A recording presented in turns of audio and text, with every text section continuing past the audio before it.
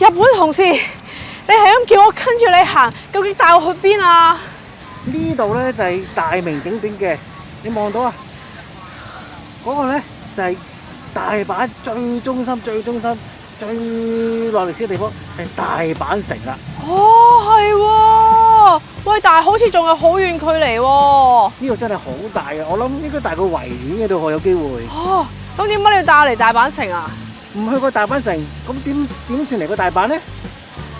咁你又好似講得好啱喎。行啦，行多幾步到噶啦，好快啊！加油啊！哎呀，日本同事啊，究竟咧呢條咁長嘅路有啲乜嘢咁特別啫？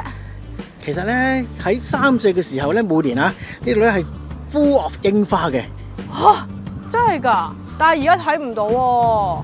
係啊，大阪人咧習慣咧每年嘅3月嘅賞櫻時間咧，就會喺度咧一家大細又好，啲公司職員又好，喺度鋪晒喺個地下度，喺度坐喺度賞櫻㗎。咁啊可以喺度跳嗰個薩庫拉櫻花。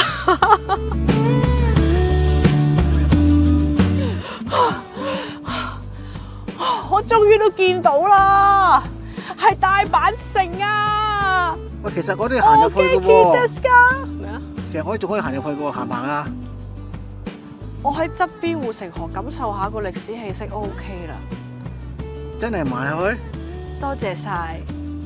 行多我諗半個鐘行到嘅咯下次啊。喎，難得嚟到喎，我遠觀已經好滿足啦。真係唔去？係啊，好啦，再轉頭見啦吓。有哆啦 A 夢燒餅啊！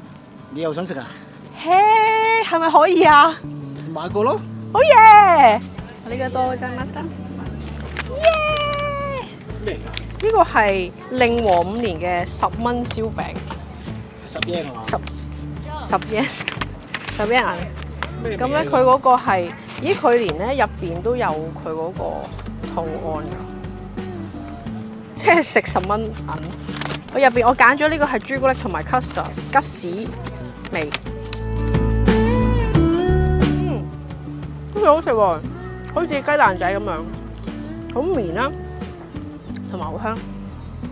你食唔食啊？